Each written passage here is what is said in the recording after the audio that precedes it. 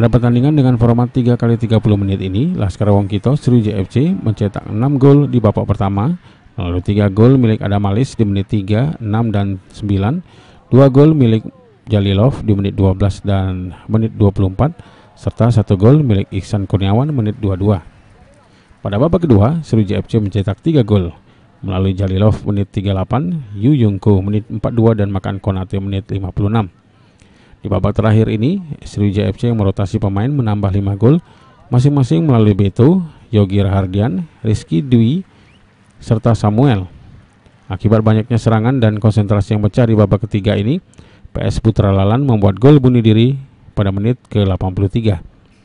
Pelatih Sriwijaya FC Rahmat Darmawan mengatakan laga persahabatan ini sebagai bentuk evaluasi tim dan lebih mengedepankan pentingnya 2 hal, yakni transisi dan positioning, tanpa memberikan kemudahan bagi lawan.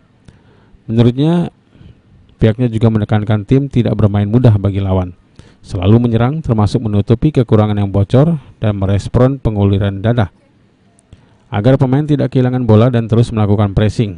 RD masih mengakui timnya masih belum, namun secara umum para pemain sudah berusaha tampil maksimal. Meski pertandingan bukan ajang bagi dirinya untuk mengambil kesimpulan mengenai tim, Rahmat Darmawan menilai positioning para pemain sudah baik. Ke depan, mantan pelatih Titi Malaysia akan mematangkan tim melalui sejumlah uji coba, mulai dari ke Cilegon dan Bandung. Menurut saya ada beberapa hal yang harus kita terus ingatkan sama mereka tentang bahwa proses organisasi kalau kita mau melakukan pressing itu harus kontinuitas, artinya kalau di depan melakukan, di tengah, di belakang juga semua ikut. Tadi beberapa masih bocor karena memang ada beberapa lini posisi pemain yang tidak melakukan itu.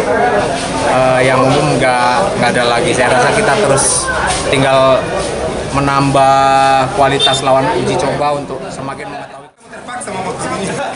Susan Oktaria, PAL TV.